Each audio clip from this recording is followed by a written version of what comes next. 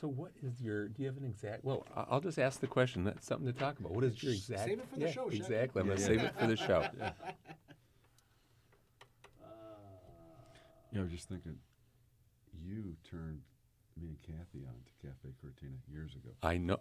It was one of our first dates. Yeah, and that was a long time ago. A long time ago. We've always had numerous celebratory events occur at Cafe Cortina.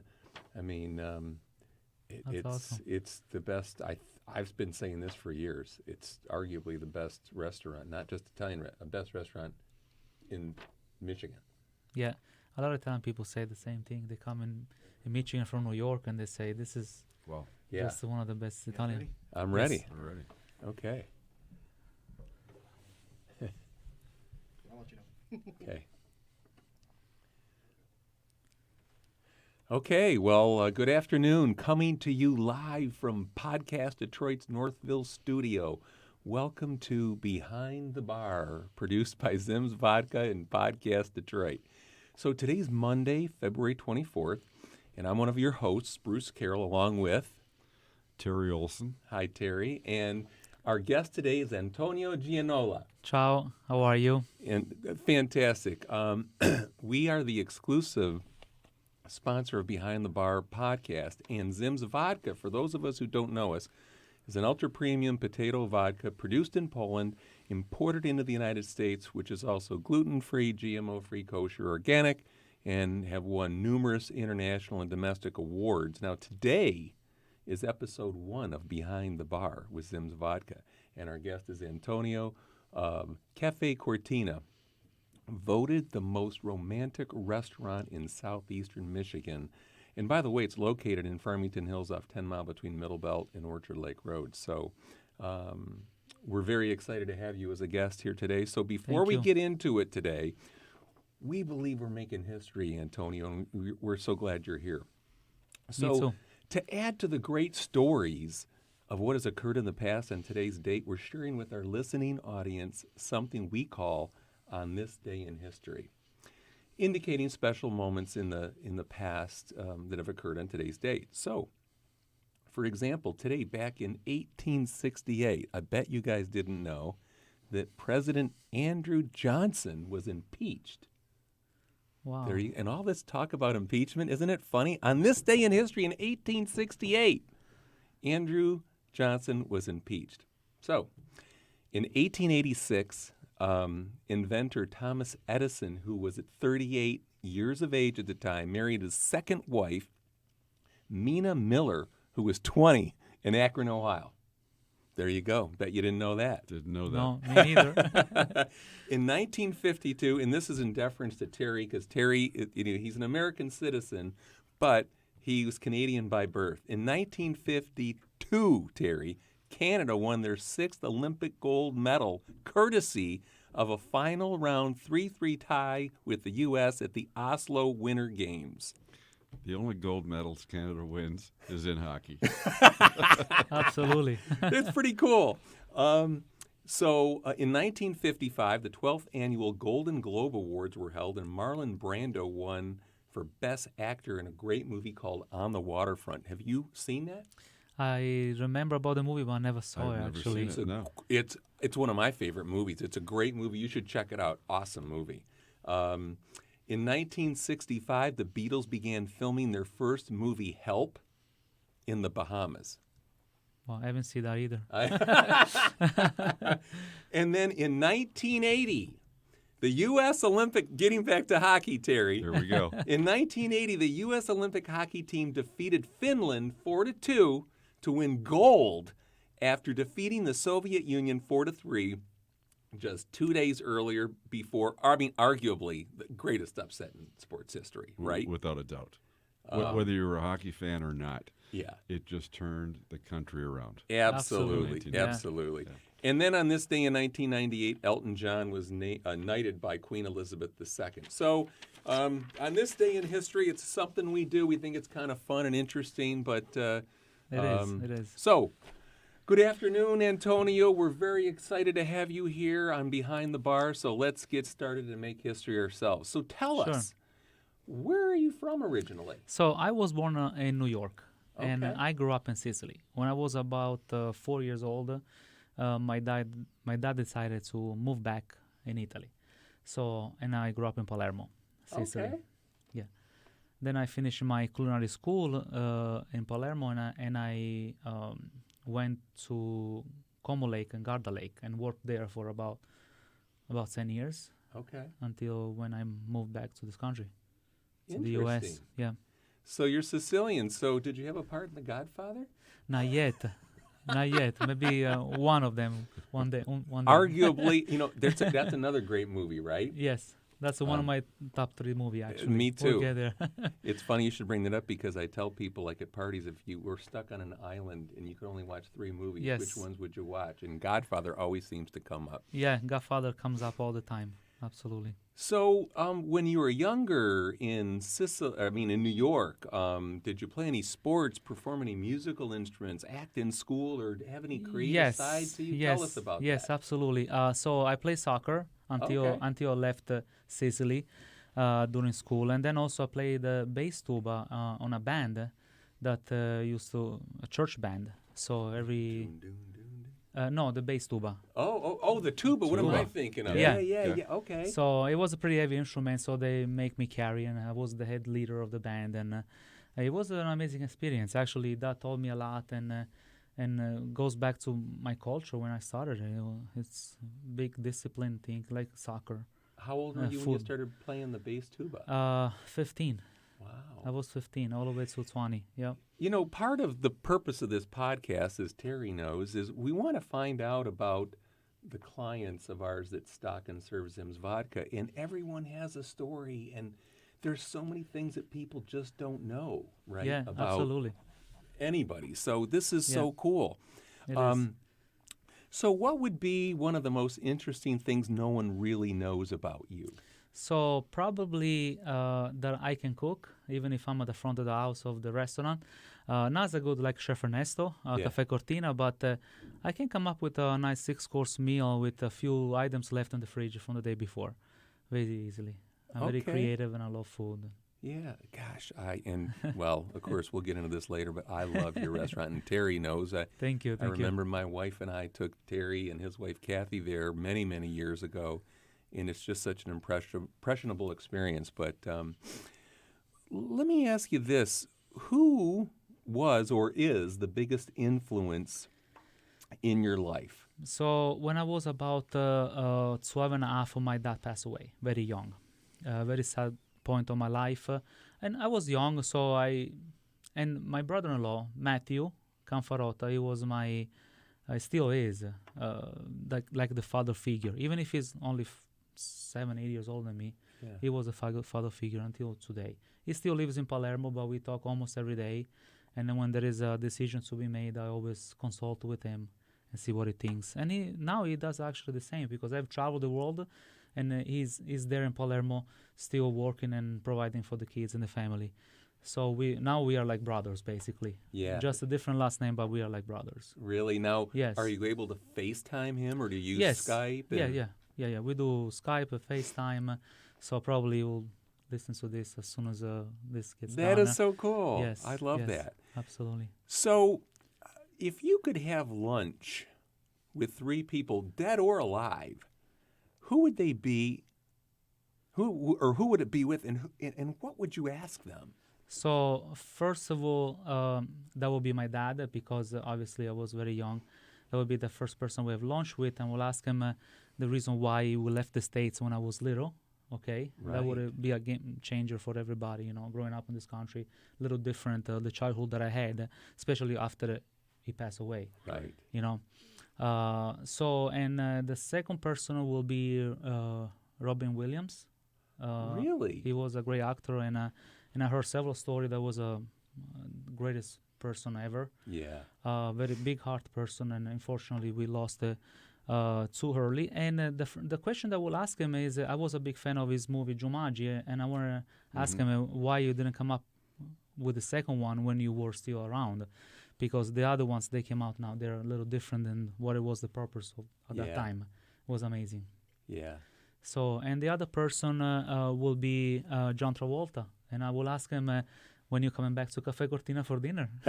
He's been. Wait a Yeah, minute, John Travolta. John Travolta's Cafe Cortina. Yeah, we have Okay. a couple of pictures on the Wall of Fame. I was not employed there yet. Okay. I came the year after as a server at Cafe Cortina. I think it was there in 2003 or 2004 for the Super Bowl, when it was a Super Bowl in Detroit. Yeah. He came remember. and then after the Super Bowl was done, the restaurant stayed open at, like he came to dinner around midnight or something. Yeah. So it was Really? amazing. Yeah. So the favorite movie then, I have to jump in. Yeah. Yeah. Your favorite John Travolta movie? Because I have mine. Well, it's Greece. Okay. Because Europe was a big thing when Greece came out. Okay. Okay. You know? Big. Now, my all-time favorite. 'cause John I just Travolta love, movie? I just love John Travolta. I think Yeah. he's the best. Grease is right up there. Yeah. But I loved him in Pulp Fiction. Oh yeah, Pulp Fiction I also. thought he just played that role.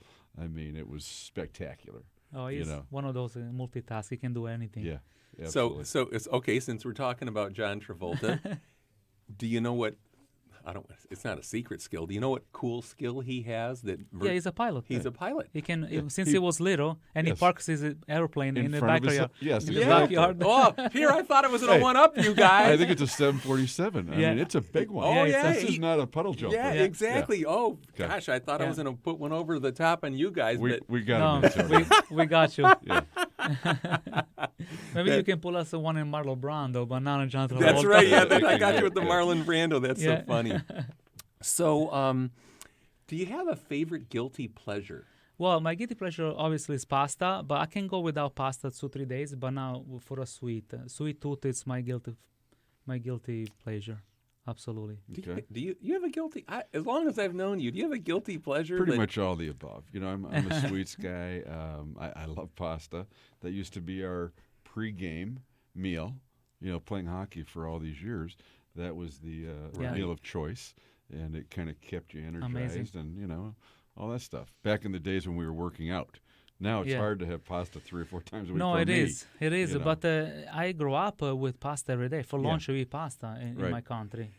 You know? I know I'm kind of probably getting ahead of myself, but let's talk about it because tell me about the pasta available at Cafe Cortina. Don't you guys bring it in, the flour from Italy? Yes, it's Caputo flowers, and now it's easy to find a little bit everywhere, but definitely. And Chef Ernesto, we have about 9 pastas on the menu, and 7 of them we make it there. Okay. And we still have a end machine to make the pasta. We don't have nothing electric or anything like that. Still, we still cut the pappardella with a knife and make pappardella, Yeah. stuff like that, which is the ribbons, the farro pasta. Oh yeah, I love all the. In fact, Yes. we could have a whole podcast on the different types of pasta. There's tagliatelle. Tagliatelle, pappardelle, yeah. martagliate.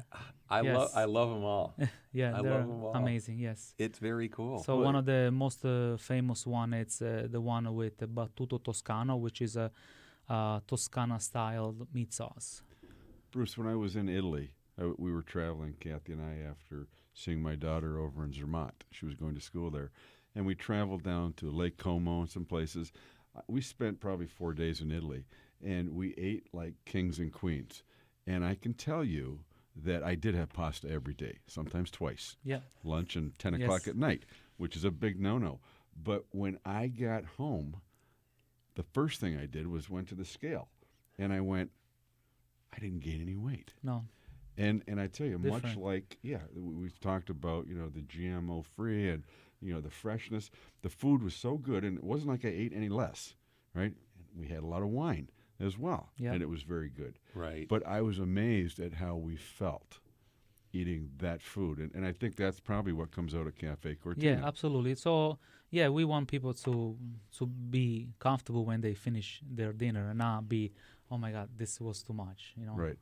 So, Interesting. So, as long as you've been in the hospitality industry, I'm just curious what one of the most bizarre things you've ever seen happen, because I'm sure everybody's got a story. in the restaurant Yeah. or Well, out? let's do Let's both. hear Okay, both. let's do. So in the restaurant was when I moved back in the country. I barely speak English. That's why my heavy accent. Sometimes I go to the airport, people say, "You American citizen?" They don't believe me because of my accent. But the first thing that I see that it would have made, especially my grandfather, that is a cook at home, it would make me mad that people put cheese on seafood pasta. They shave cheese. And somebody does also shrimp parmigiana, which is no cheese on any seafood.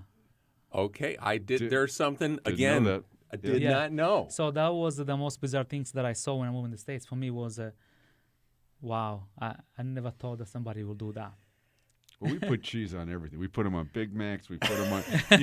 We over cheese everything too much. But know, you I know. just got me thinking about something I heard last week. You know, there's this new movie by Martin Scorsese Yeah.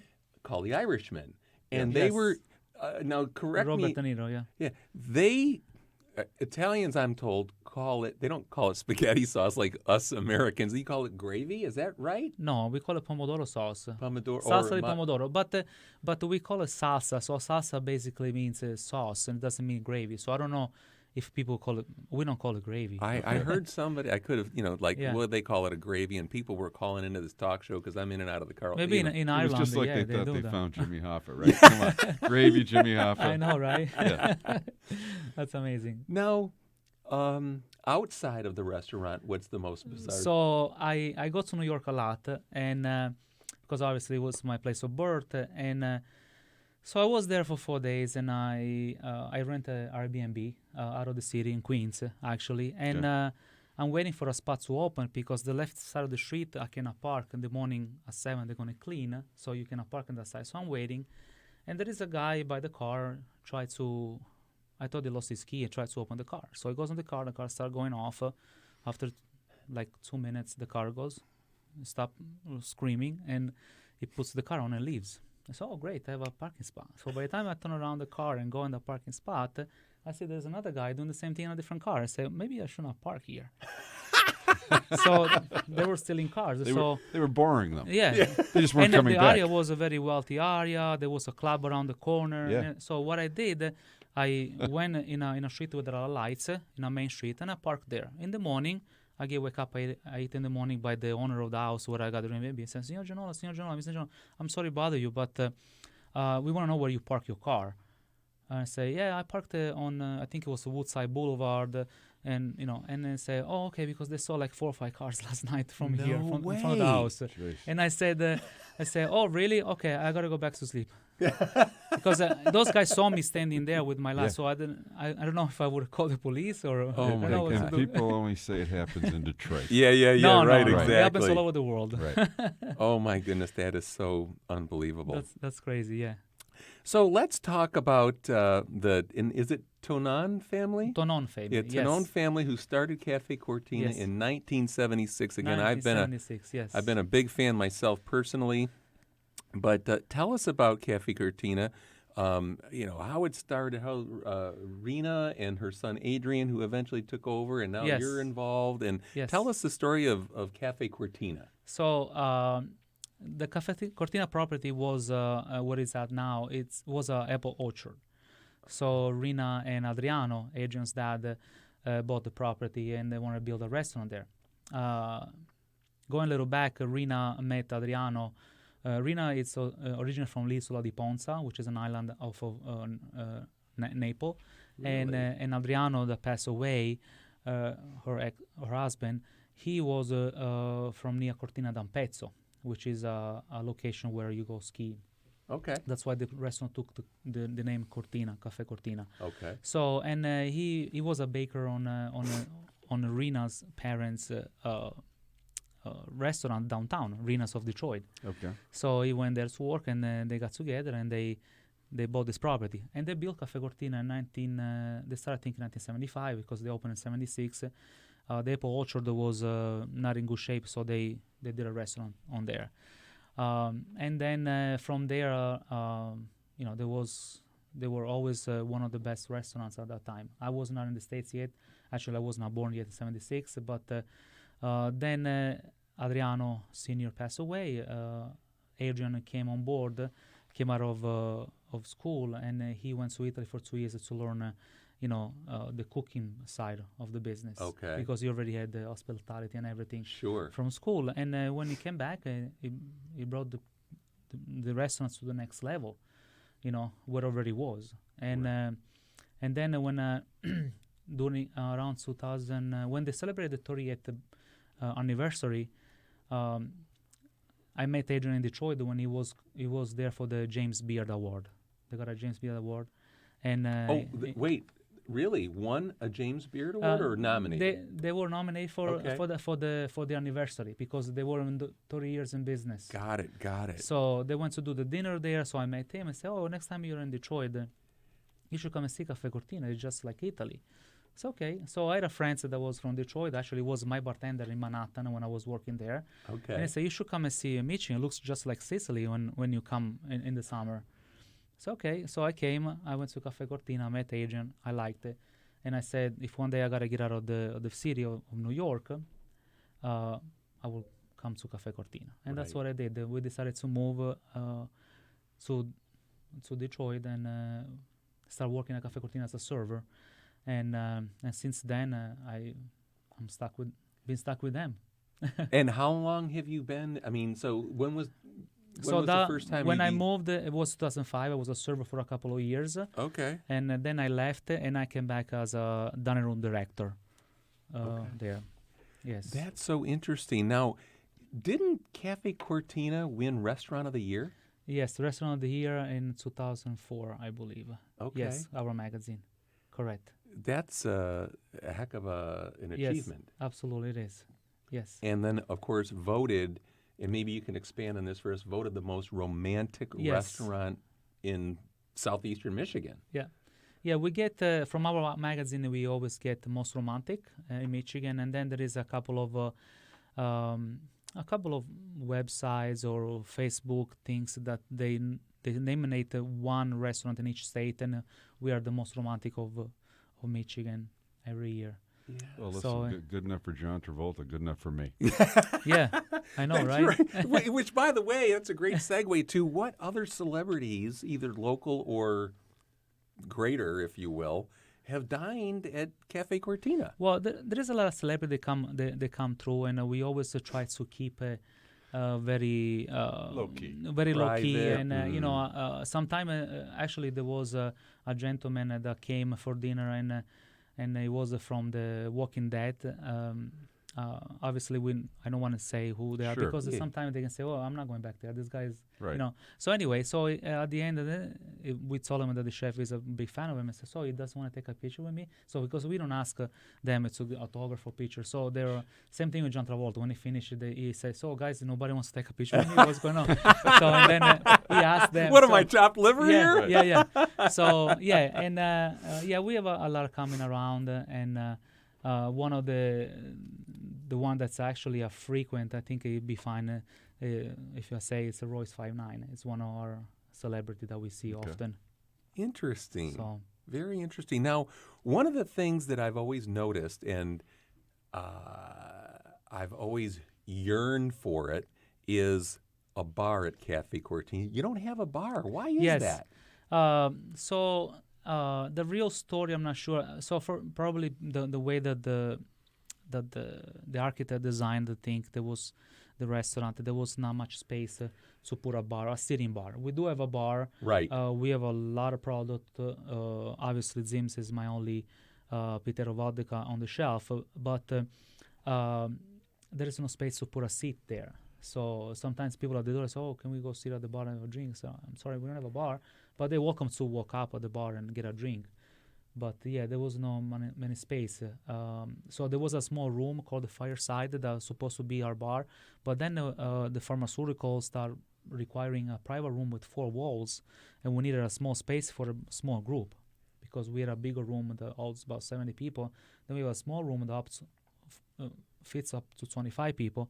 So we needed a room to be to cater to the pharmaceutical company or a party that needs some privacy when they're doing a presentation or a business meeting. So that's why the Fireside Room became the Fireside Room.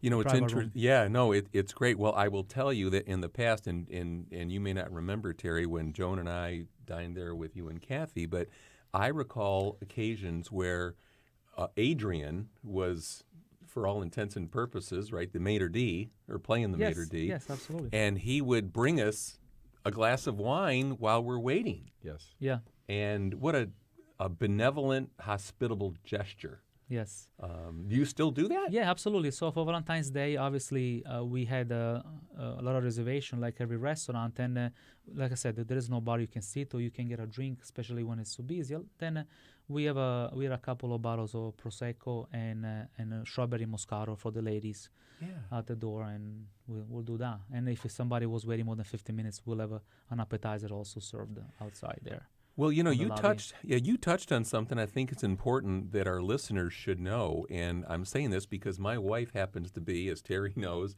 in the pharmaceutical business. She works for the largest biopharmaceutical company in the world, Oh, Amgen, wow. and she is always doing events at nice restaurants. And frankly, I'll bet a lot of people out there didn't know that you have that fireside room. Yes. And that's something that we need to let the listeners know, because I can tell you from my wife's experience, she's always looking for a quality restaurant that has a separate room where they may be able to put up a PowerPoint. So I'm assuming Sure. you can do that. Yeah, absolutely. We have all that. This is a great thing. I didn't know that. Yeah, it is, and a lot of people don't know also, because now there is a third-party company that books pharmaceutical, and then like somebody like your wife will show up at the event, and that's it. There's not have to worry about anything, do contract and payments and stuff like that. So that's why probably the third-party contract sometimes company are the New Jersey number, New York number. I don't know. They've out-of-state companies. They don't even know Michigan. So, and that's how the pharmaceutical now work. They hire us through a third-party company. You know what? I know that because my wife tells me. I've said, well, where are you going? And for example, she just last week had one at the Capitol Grill in Troy. And I'm going to let her know, and she needs to let her colleagues know, and we Sure. need to let the whole world know that Cafe Cortina is available for these types of events.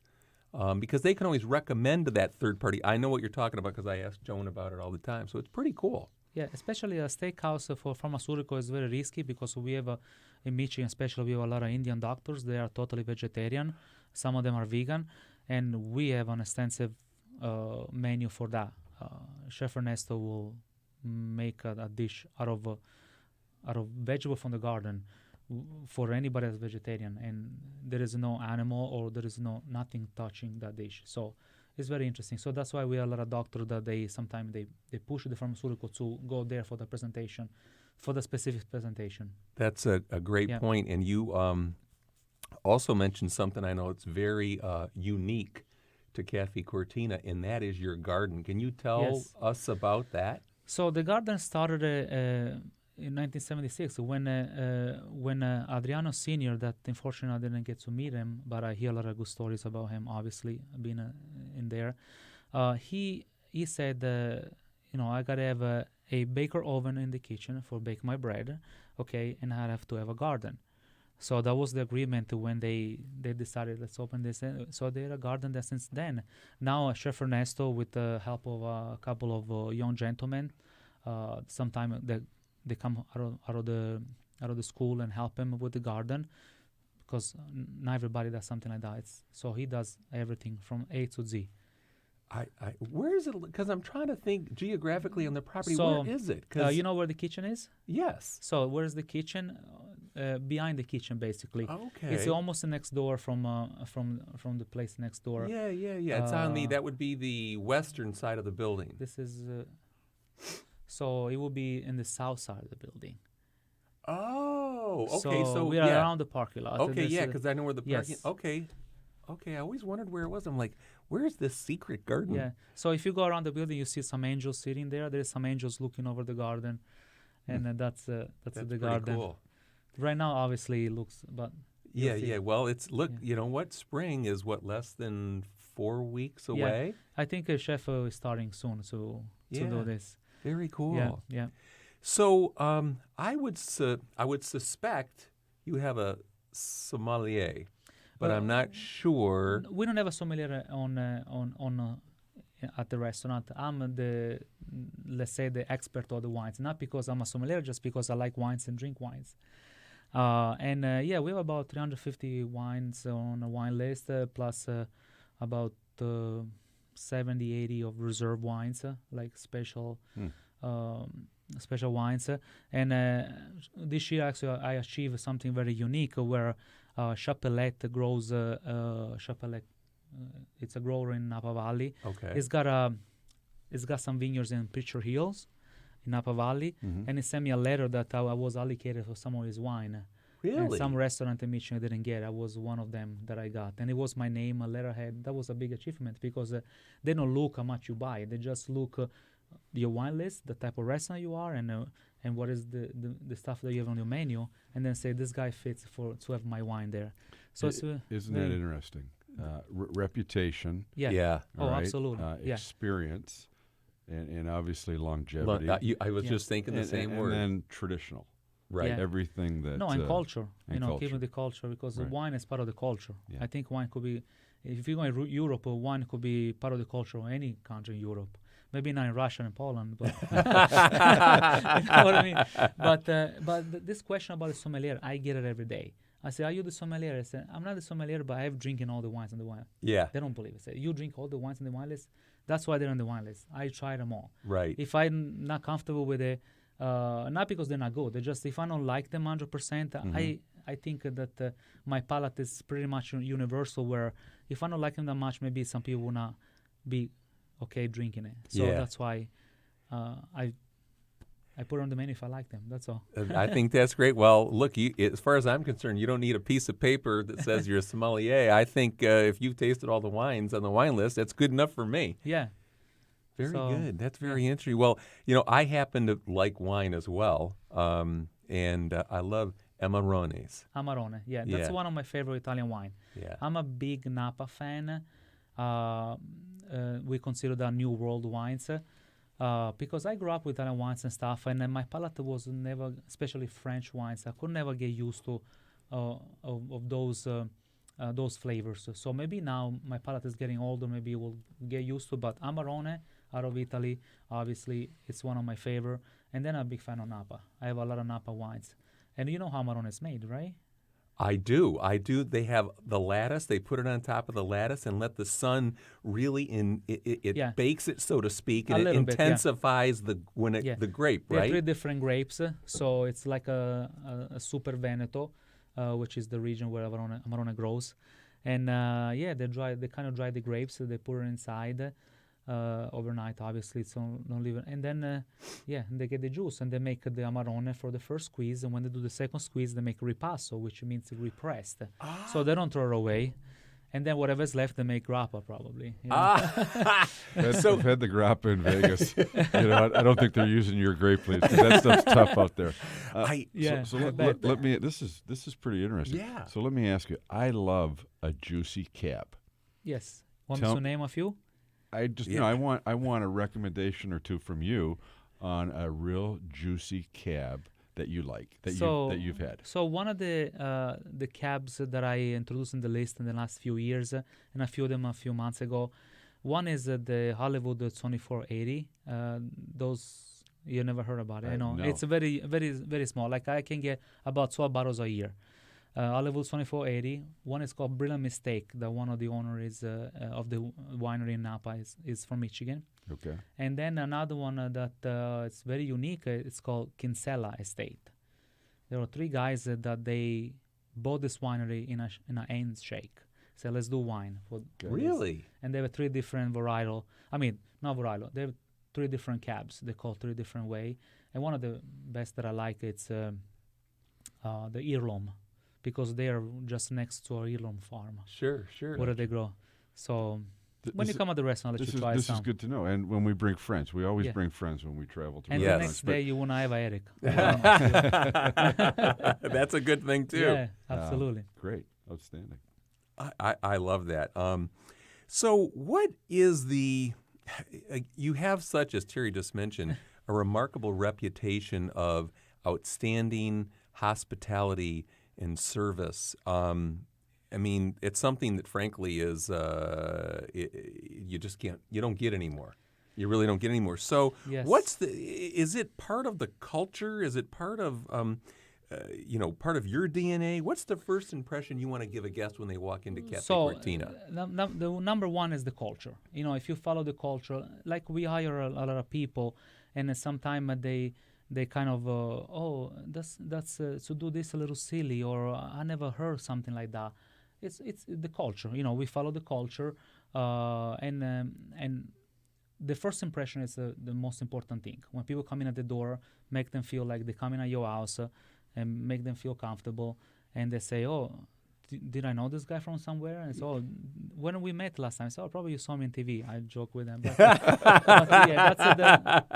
that's the culture, and the customer service is what it brings any business in the next level, I think.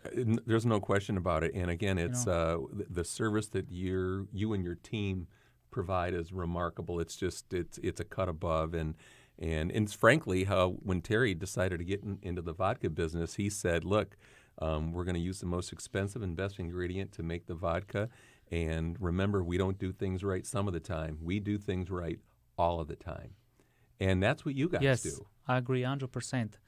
Every day. I talk to chef when we both work. We work 5 days a week together. Sometime, like tonight is off, I'm there. We try to always, one of us be present at the restaurant with chef, either me or Chef Ernesto. But the days that we work together, we always talking about food. Sometimes I have some wines to let him try and stuff like that. But and we talk about the quality and the consistency, because without quality and consistency, no restaurant have survived over the years. No question I have about it. been. I worked in Lake Como, Garda Lake, Milano, Como, Bergamo, in Palermo. I worked, and I see so many restaurants that they started amazingly, and then they fell through because they didn't keep the consistency. They don't have the person in there that it's convinced 100% that we're gonna do it like that. We're gonna do it like that. We're gonna do it right, like you said. Prime ingredient, they have to be quality. Right. You can cook a good piece of meat. But if it's not 100% quality, sooner or later, you can tell. That will. There's no. It'll catch up to you. There's Yeah. no doubt about it. That's all. So, Chef Ernesto, how long has he been there? Because So Chef Ernesto been there. So you probably know Chef Afa. yes, He's our lunch chef now. He kind of not retired, but at night he's not there because Chef Ernesto is there. Okay, so Chef Ava does the lunches, and Chef Ernesto oversees the whole kitchen, lunch and dinner, obviously, but he's mostly there at dinner time. So Chef Ernesto came a Cafe Cortina, I think it's going in 8 years now. yeah.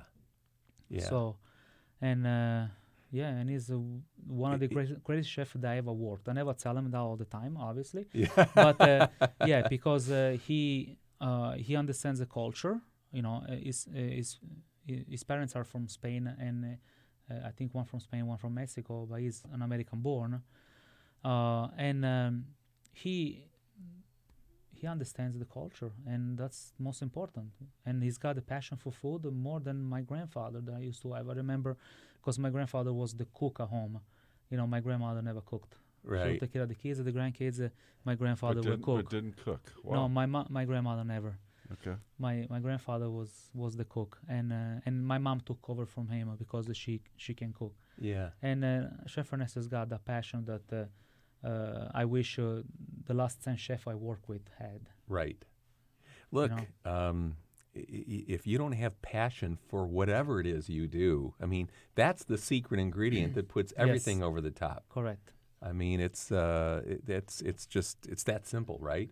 Yeah. So tell us about some of the, I don't want to say best-selling dishes, but the most requested soups or salads or pasta dishes or veal dishes, whatever, or desserts too. I mean, tell us about Sure. some of those dishes. So obviously we have a lot of craving items on the menu. When I say craving, is something like you had it once and you go back just because you remember that dish. Uh-huh. So we call it craving items, like the calamari. They've been on the menu for the longest time. They're cooked in a fresh tomato sauce, a little spicy, and they're the baby calamari. They're very tender. They're not fried or anything. Okay? Right. So those are one of the craving items. So then we are famous. A lot of people love our filet mignon. They come back for the filet. They say, "Oh, you guys are not a steakhouse, but you cook a very good piece of meat." I can't recall if I've had a filet, because I guess when I think of Cafe Cortina, I think of Italy Pasta. and pasta Yeah. and No, it is. It's comfort food.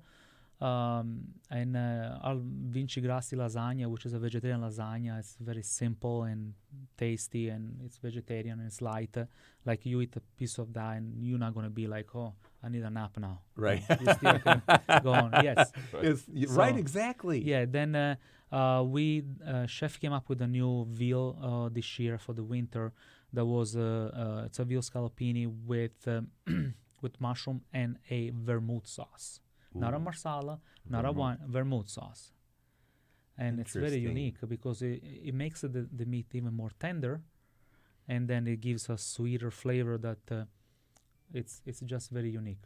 Yeah. So and we change some items on the menu for every season, each season. So end of August, beginning of September, we change for the winter, and then around May, June, we change for the summer. Okay. So we remove all the cream dishes. It's still comfort food, but not so much cream, not so much butter, and stuff like that. Everybody orders an entree or a pasta dish. Gets a salad, and the buttermilk salad is so fresh. Obviously, during the summer, we get most of their salads. We source it from the garden, but in the winter, we have to buy from that, and everybody comes back just for the side salad they get because it's very tasty. Yeah. The buttermilk dressing. Yeah. made It's with- fresh. Yes. It's so fresh. Crispy, fresh. Yes. I love that. So, other than getting those great herbs from your garden, so do you deal with local suppliers, or a lot of people talk about we get our produce from local farmers. Yeah, always chef works with local farmers. He went to culinary school here in Michigan, and he's got a lot of ex-co-workers that have local farms and stuff like that. He always sources from them when our garden cannot keep up with the demands. Right. Right. So Terry actually brought up, and why don't you ask the question? There's something that's very unique going on in the hospitality industry relative to. Well, I'll let you ask the question. It's a great question. And apparently it started in New York. New York and California, L.A. yes, Long hair is popular in L.A., short hair is popular in New York. And then the rest of the country takes after, what they think the next trend is. But one of the things we're starting to hear about is a no tipping, tip-free restaurants. Have you had any experience of that in New York? Or? in New York, not yet, but Okay. I heard because my best friend owns a restaurant in Manhattan, and they say that they're changing that. After they already starting from I think January, they already have the minimum wage went up to $15 in New York. Okay. Oh, okay. But the no tipping is not on yet. You might find some restaurant that do that, Okay. but my best friend still doesn't have that yet. Okay. Well, we have a very good customer in Birmingham, and he started it probably couple 3 months 3 months ago. And in the experience and what he said it has done for his business, the teamwork, the people showing up to work, retention, all those things, and probably being in the business, that the hardest part is when you lose whether a chef or a great server or a great bartender. It's very time consuming to go out and replace that asset, and he's really Absolutely. viewing it as early as 3 months into the program, saying he's really glad he's done it, and he's about the only one I've heard in Michigan so far, and time will tell, but I think he may be onto something. Now, having been No to his tipping. place, no tipping, Wow. and so he pays his staff a salary. They have benefits, and I don't care if it's no tipping or not. I go there, I get great service. I still throw a little extra in. Sure. It was because- the unintended consequences Yeah. of Yeah. this no tipping thing. Right. Look, if you're and look, the service is above reproach at Cafe Cortina. Right. Yes. So even if, and we're not advocating whether you should or not, it's a topic to discuss because absolutely, it it's is. something that's Yeah. come up. Yeah. And you're right, Terry. He has told us that the unintended consequence is, look, when you're getting quality service, you're going to take care of that person regardless. Yes. Absolutely. Exactly. Yes. Well, we use our culture to follow that culture and customer service, and they know that the people come to Cafe Cortina, the customer, they expect, a good product from start to finish, either service or food. So, and what I do to keep them always as a teamwork, I make them work together. I make them work together and say, this is not his table, even if it's in his section, it's everybody's table. Right. So, and that's what it is. And we have servers we have Christina that have been working there for 15 years now. I know. I love her. Mm-hmm. Yeah, she's the best. And she started as a bartender, and she moved on to as a server, and she's been a server now almost 10. So we have people that have been working there for a long time. Sometimes I start very young kids, like 18, 19 years old. They don't even drink it yet, like Aldi, and he became a bartender. Now he's a server. Yeah. Within 6 months he was there between dishwashing and assisting, became a bartender as a server. So because, he grew up in Italy, so he understood the culture right away and stuff like that. But that's... and people have been working there for long. We have a lot of servers who have been working there for a long time. I don't know if you remember Tim. Of course, Tim I Morillo. do. I do. He was worked there for 32 years. And I remember Agata. You remember? Agata, yes, Okay. absolutely. And she was a server for my wife, and every time we'd come in, Yeah, she was great. Yeah. Yeah. Actually, she's from Catania, from the other side of Sicily. Where is I that grew a up. fact? Yeah. Yeah, she grew up also there. There you go. Well, and that's actually another great segue into another interesting, I'd almost call it a dilemma in your industry, and that is it's such a tight labor market. Let's be candid. We love the rebirth that's been going on in the greater Detroit, southeastern Michigan area, and it's wonderful, and these restaurants are popping up all the time. But at the same time, it's such a tight labor market, and I don't know, maybe if it's because of the great culture you've instilled at Cafe Cortina, but are you experiencing any of those issues? Because we hear from other people, boy, I can't keep anybody, I can't find anybody. You know what I mean? Yes, we experienced that, obviously, but since we have the core team that have been there for a long time, if somebody new comes in, we make them feel at home. And even if they don't have the experience that's required to work there, we train them and we work with them. We have the last two hired right now. One is a server, Miranda, that she worked with a small fine dining restaurant, and then she came to us and she said, "Oh, this is fine dining." No, this is not fine dining. This is casual, elegant.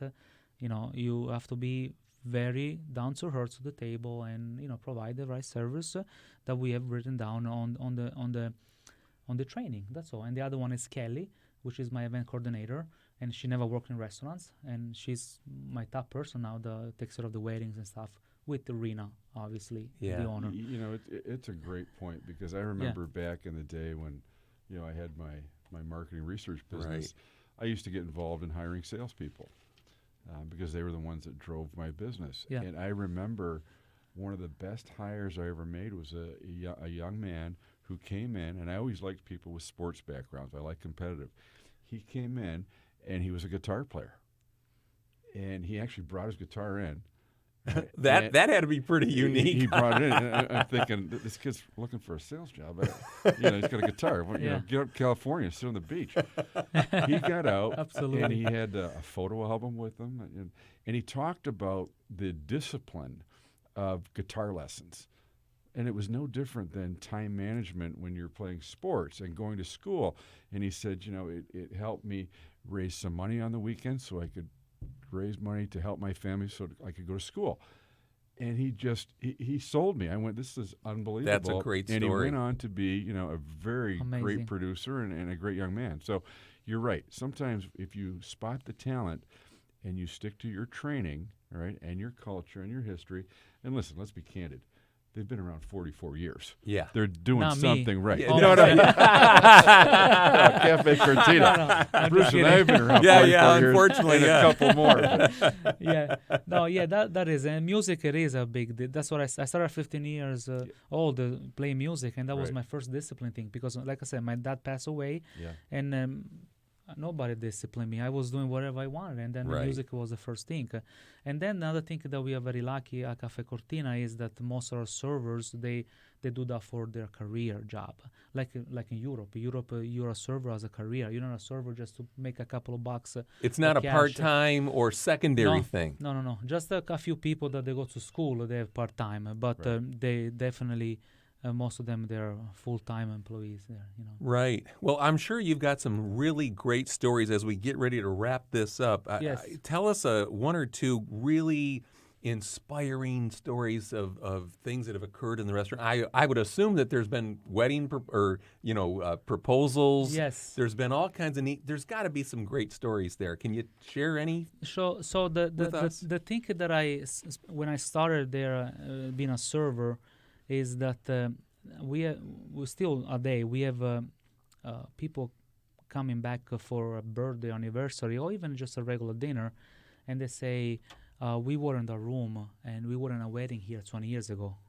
They still remember their wedding, that at the wedding that they attended. They don't even got married there. Yeah. They attend a wedding of a friend or a relative, and they still remember about the place, and they go back there almost every year or 3-4 times a year. That's pretty neat. So that's so when I was serving, and they said, I said, oh, we do weddings too now. Oh, I didn't know that.